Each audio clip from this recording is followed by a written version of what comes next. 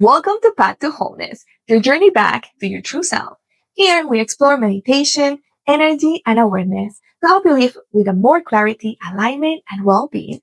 After the response we received from our previous episode, we knew we needed to continue this conversation because it became very clear there is still so much confusion when it comes to spirituality, energy, and healing. So today we're bringing part two.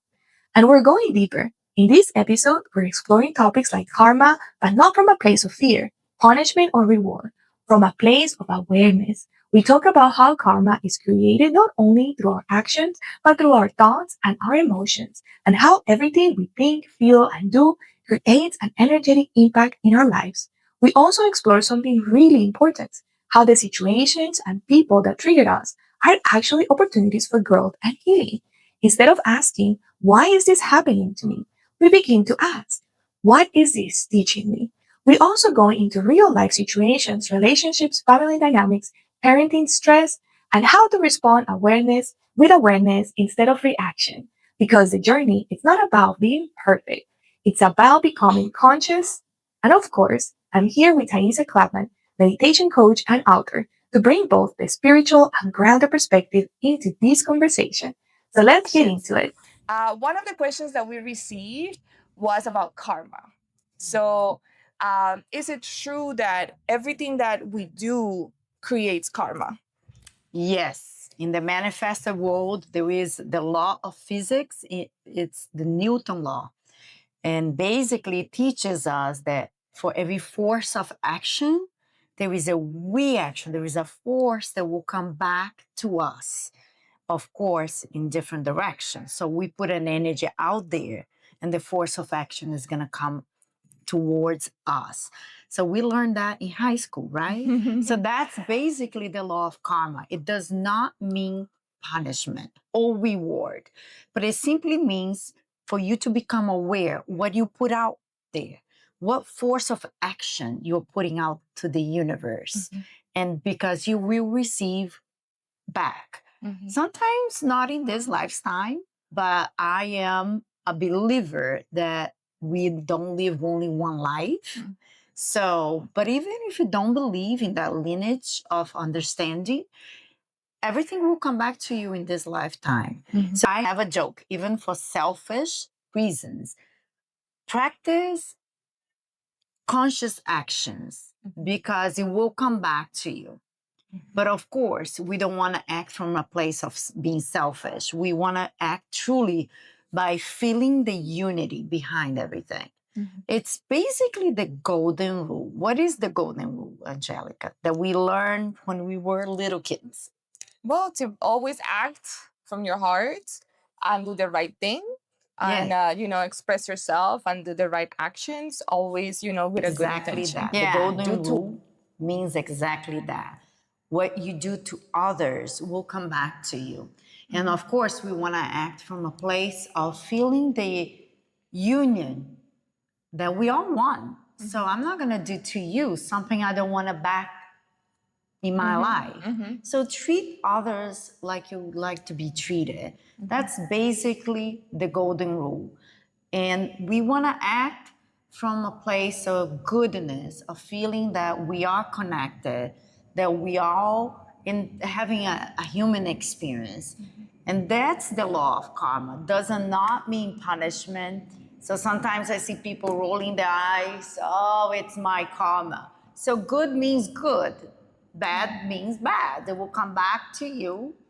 You can't, in that manner, you can't plant an apple seed and expect a peach, right? Yes. So that's basic intelligence. So sometimes people seed all the wrong thoughts, emotions, and actions because karma is very important.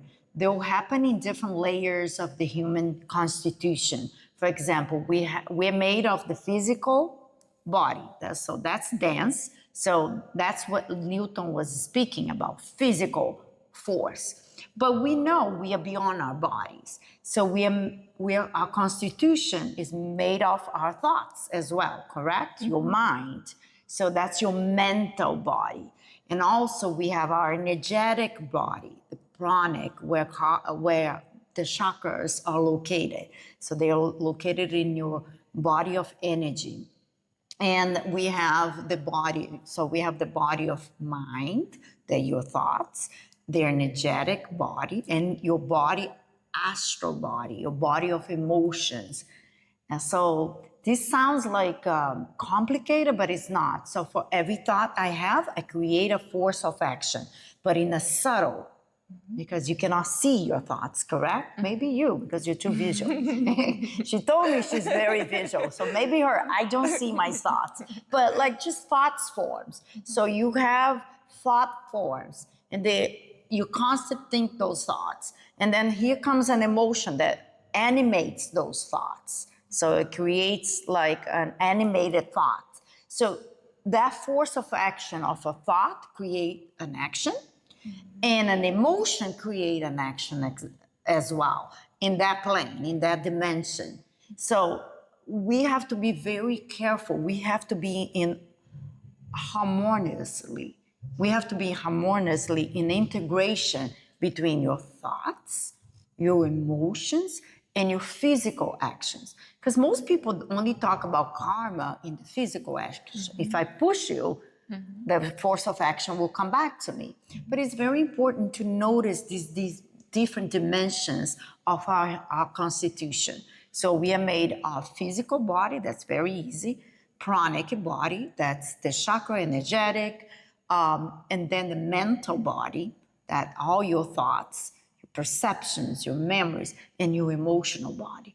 So we create karma in all these dimensions. So make sure when you think, you feel, and you act, they're all in alignment. So that's the explanation. A deeper explanation sounds complicated, but it's truly not. But just think about it. Your thoughts are in the subtle energy. You don't see your thoughts unless if you are more visual, you have that vision, your clear vision, your third eye is more developed, then you can see it.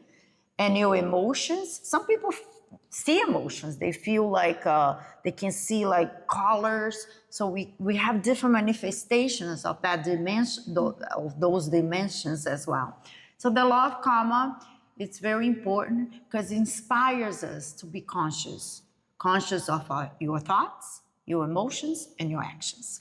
So I think that this is such an interesting topic for me because I feel like what you're saying, a lot of people focus on the reality, like what's in the these, dance, yeah, the dance physical the body. 3D as they call it, but they don't really think about what's beyond in the other dimensions. And I think that it's a reflection of what really is created here. Yes. So how do we manage that, right? Like, so we have these thoughts and they create emotions, and then they have all these negative energy around us. Is that what then attracts that karma, or like, or once you act on it, but if the energy is there, it won't attract it? How can we work on that? Well, it's not attracting a karma because karma is manifested. But in a way, we are co-creators, correct? So we learn that everything starts in the mental plane. So everything starts with a thought.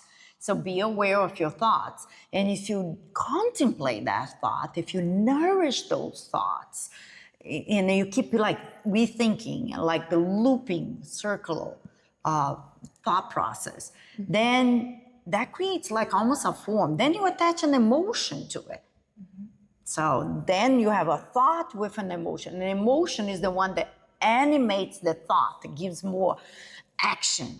And then from that, like for example, I'm gonna look at you and like I don't know you, I don't know Angelica, and I see her and the way she look at me, I have a thought, Angelica doesn't like me. For some reason I nourish this thought and keep adding to it. Then I start developing, like for example, resentment. So listen, an emotion attached to the thought. First was just a thought, maybe she doesn't like me. Then another day I said, I think she doesn't like me. And then another time I see Angelica, I'm for sure she doesn't like me. So then an emotion attached to that first initial thought. Now I'm sure. And then, for example, I have hurts, resentments towards you. because in my mind, it's almost like a bird went in there and laid the egg. In my mind, that bird planted the egg in that nest that she doesn't like me. Now I have the animated emotion and I feel like resentment. And one day I see Angelica and she's coming to my meditation class, or she's coming to the podcast, for example. Now I know her. And then I'm very aggressive towards you. I say harsh comment and really aggressive. And you don't know anything about it. What I had contemplated in my mind and what I nourished that thought process. Then you think it's from nowhere, but I've been nourishing that thought. Angelica doesn't like me. And then I animated that thought with, now I resent Angelica. I'm hurt because she doesn't like me. And then I see Angelica and I make a bad comment. Then it's the a action. physical action. Do you understand? Yes. So this is how the layers of that you can understand how karma.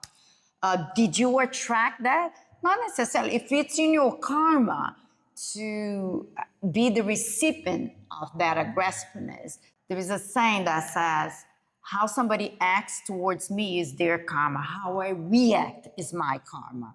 Ah, okay. So I'm harsh towards you. I'm aggressive. I'm resentful because you don't like me, right? And then I practice an action of aggression. I'm harsh. I speak bad about you, or I speak behind your back. I create all these bad, in parentheses, bad karma. But look what I'm seeding. So I'm like nourishing these seeds of resentments, hurts, aggressiveness, anger. So it's your karma how you're going to react towards me.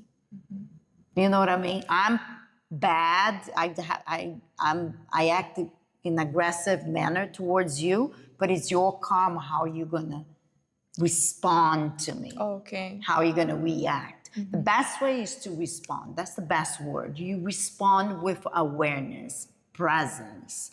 So you, instead of being, because it's very easy, I'm aggressive to you, then you come right back and you're aggressive to me. The good way to plant the good seeds is how you're going to react and respond with awareness, conscious towards my comment, my actions towards you. So for people that have these type of situations at work, for example, like with family, and then you have a family member that has these thoughts and then they do the action towards you, and then you're talking about a reaction. What is the best way to manage a situation like that? So what would be the best response for people to follow? The best response is always like what your mom taught you, to pause. It's the best response, because if somebody's triggering you, like your aggressiveness, for example, somebody can trigger you. Just because somebody was aggressive to you doesn't give you the right to be aggressive to them in return. But some people might think that way. I'm just not going to give my other cheek. But it's always your choice. You are empowered to make your own choices. I would pause. I would take it's not necessarily I'm going to be able to do this all the time. It depends what triggers they are pressing. Depends on your day. For example, if you're having an amazing day, you're not going to feel that bothered by my aggressive manner towards you. But if you're down or feeling not well that day, I might be able to push your buttons easily, correct? So the best way that I see is to pause, take a deep breath, connect to your body. Do the self-inquire questions. What I'm feeling right now. Why? Because the person can be aggressive towards me, but I cannot feel insulted. They can insult me, but I might not feel insulted. So what makes the difference? Depends on what trigger they press at you. If that's something that vibrates with you, if that's something that you're wounded by, then you're gonna feel triggered. So if I say to you, Angelica, your hair is black and ugly. You know your hair is not black and ugly. So you're not going to feel triggered by it. You say, oh, she's just having a bad day. It's her karma, right?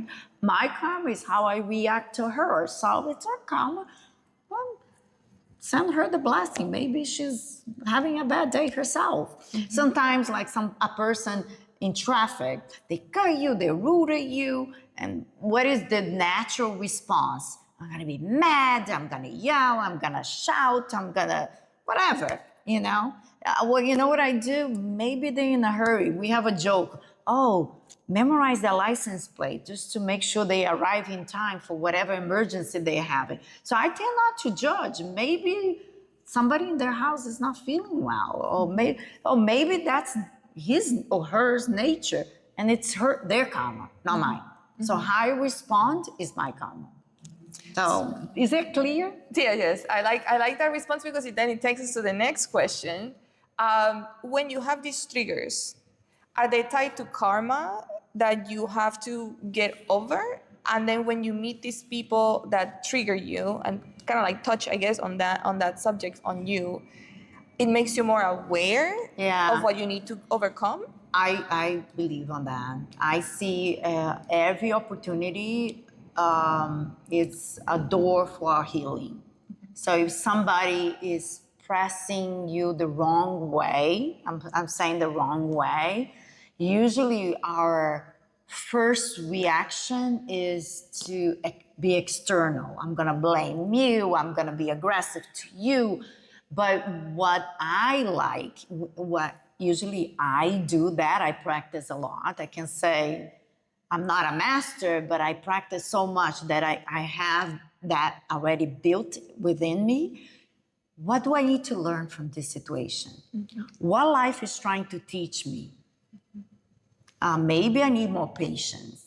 Maybe I need more resilience. So I always ask, how can I grow? Because life is always teaching you a lesson.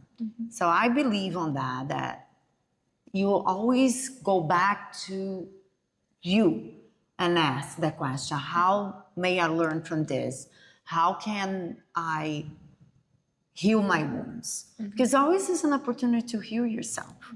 Because like I said it before in this podcast, if a ball hits you, it's your height. That means you haven't overcome that wound. There is a layer, and we heal in layers.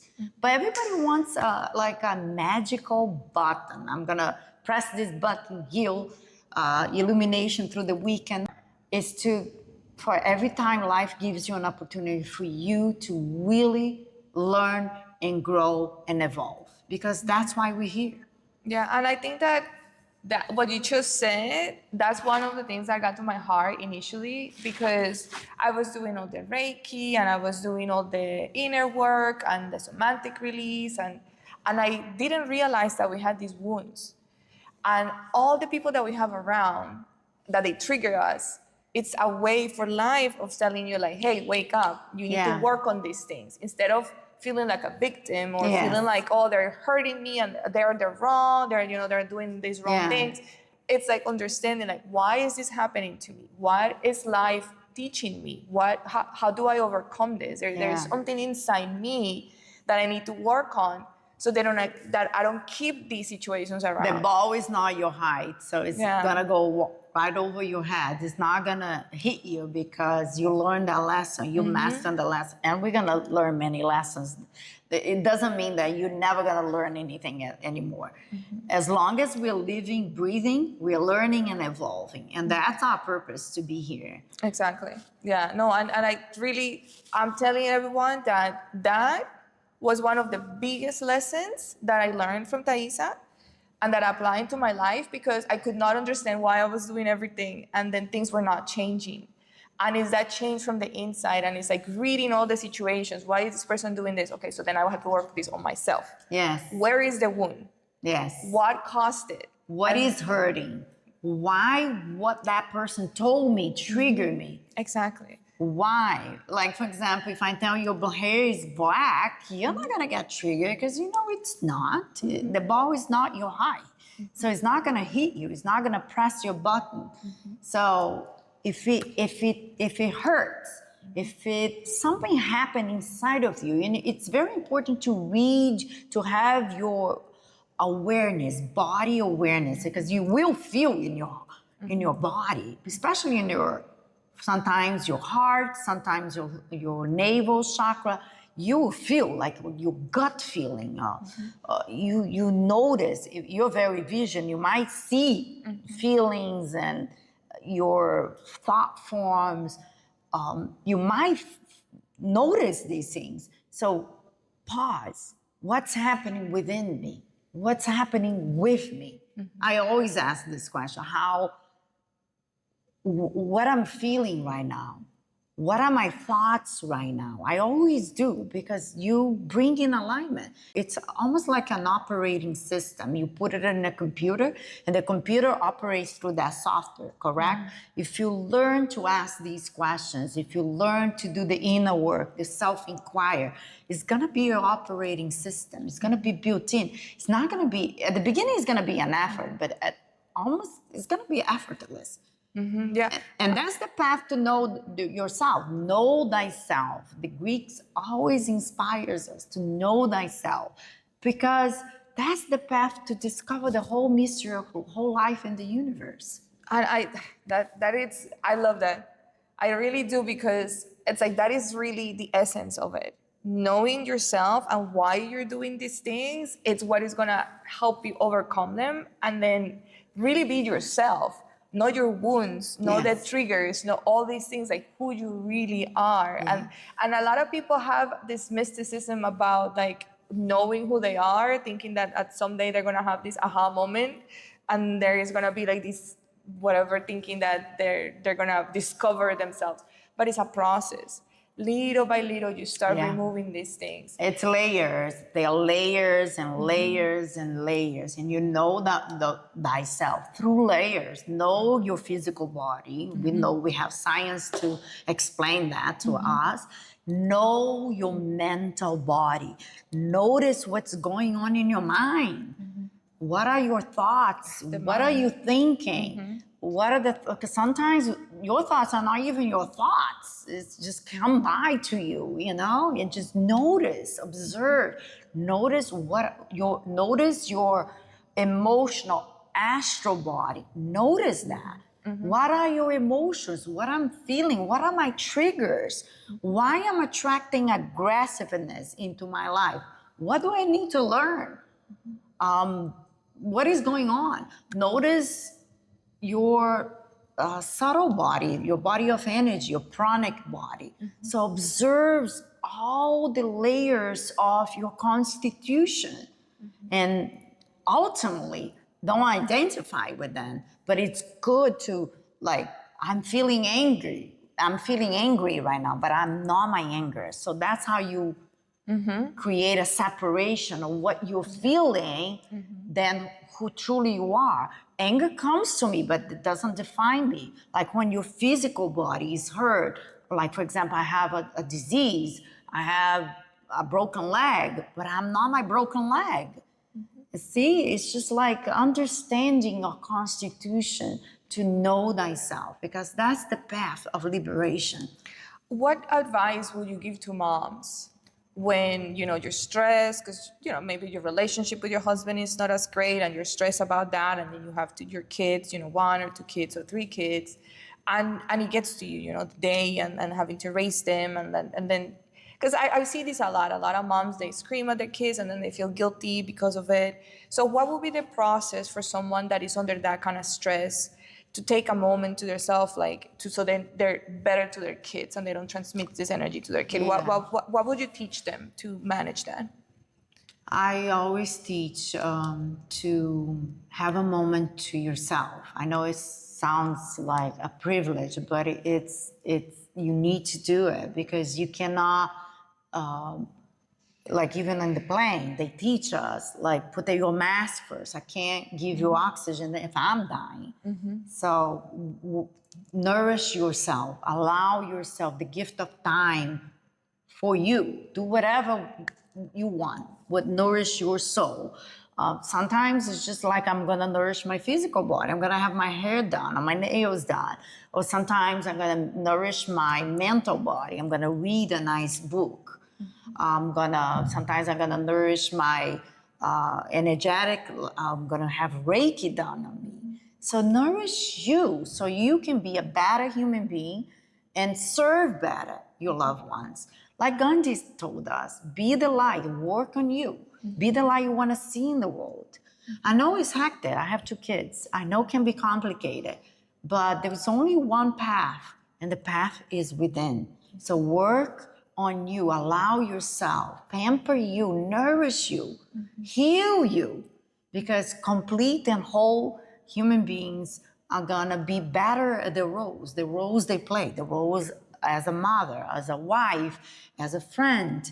So if we nourish us first, and sometimes what we do, we project. We have people want to be one, complete as one.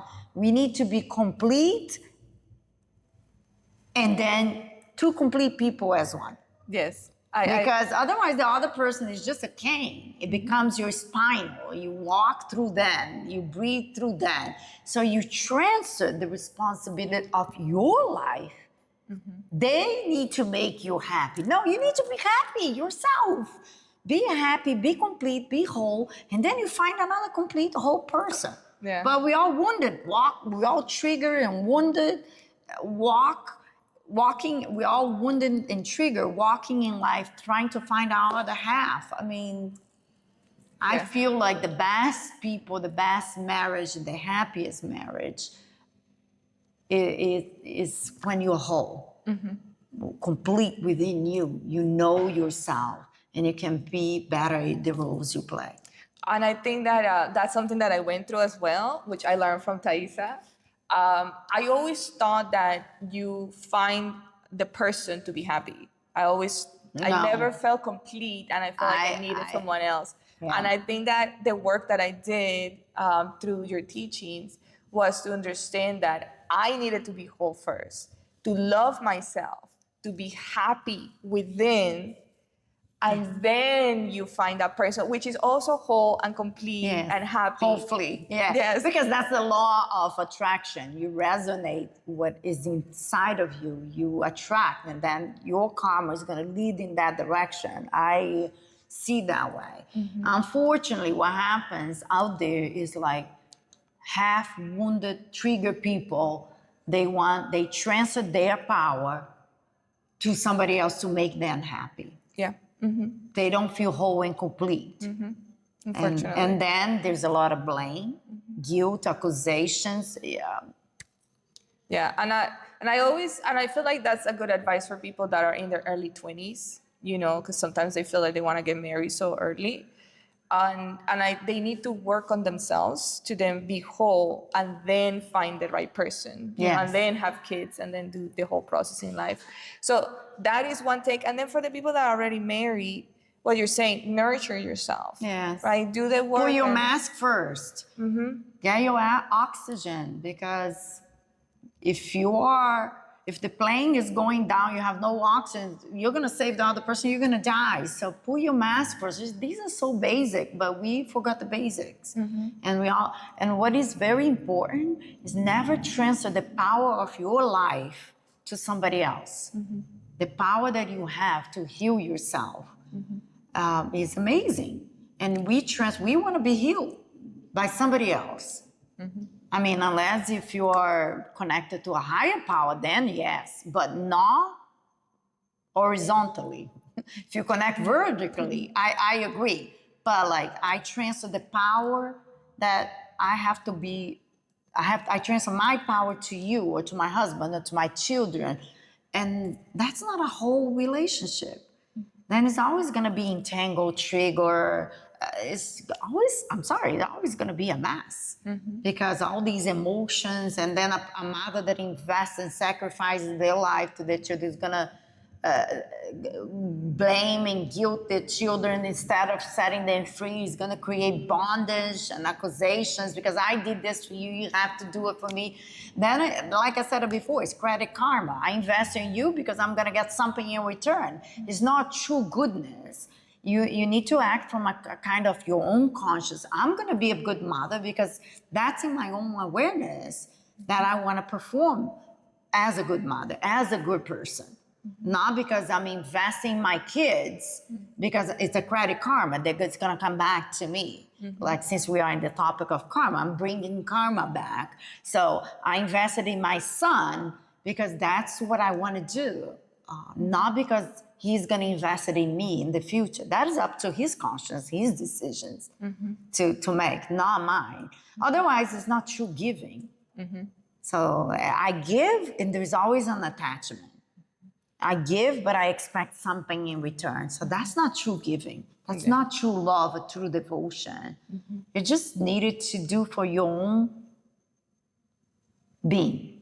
And with the karma too, when it comes to mothers and kids, my understanding, and then you can explain it a little bit if it's true, is that we cannot pass that karma into our kids because of our actions. So we raise them, and we raise them in a way that creates these triggers. Yes. And then they go in life, and then the kids are already Yeah, that. I think it's our jobs to heal ourselves, because we are going to become more whole, complete human beings, and we can perform our actions better and our roles better. I mean, if the kid is born through you, it's you already have the karma. So you already, or you can have the dharma. So you already have that life circumstances that put you together, and there is a reason why you are the mother of that child. Perform your role as a mother from the best point of your ability, and I feel like a complete human being, a human being that is working on themselves to be the light in the world. They're going to perform amazing in their roles as a mother, as a wife, as a friend. That's how I see it. When I marry, I'm going to say something personal. When I married my husband, my mother-in-law, she told me he's going to be an amazing husband because he's a great, amazing son. And I believe on that. If you are an amazing in the roles you play, you are already amazing. So I believe that ripples through what you do in life, your different roles. I don't see an amazing human being being a terrible mother. I don't see that because it just naturally will flow from inside out. So that's how I see it. And it's true, because I have 2 kids, and I think the way I raise my son and the way I used to be with him is completely different than the way I am with my daughter now. I mean, there are a few years in between, and I think I had the opportunity to work on myself. And it's possible. If you do the work on yourself, you will put this energy into your kids, and your life will be very different, and you will be helping your kids. And I think that that's a message that I wanted to bring also with the karma today. Yes. Because it's a family. Yeah. We bring all these things from our heart to our kids, and then it's like a cycle that it continues with the karma. Yeah, I agree. And the cycle has to end with us because we become a whole complete in our own existence. We don't transfer, like we see that a lot. Parents, like, for example, that never had a chance, for example, to go to a medical school, but they want their son to go, but maybe it's not their calling, and maybe it's not their passion, maybe it's not their dharma to follow that path. But you see, when we don't work on ourselves, we project, we transfer, we want other people to do something that we need to do ourselves. If I want to go to medical school, I'll go to medical school. I'm not going to transfer to my son. I'm going to not transfer my frustration, my anxiety, my fears to my son. I'll do it. So, and that's our role, to become a whole, more complete human being, so we can be better in the roles we play. And that's today's episode. We hope this gave you a deeper understanding of karma, not as something outside of you, but as something you're actively creating through your thoughts, your emotions, and your actions. Because every moment is an opportunity to react or to respond with awareness, an opportunity to repeat a pattern or to heal it. And as we talked about today, the people and situations that trigger you are not there to work against you.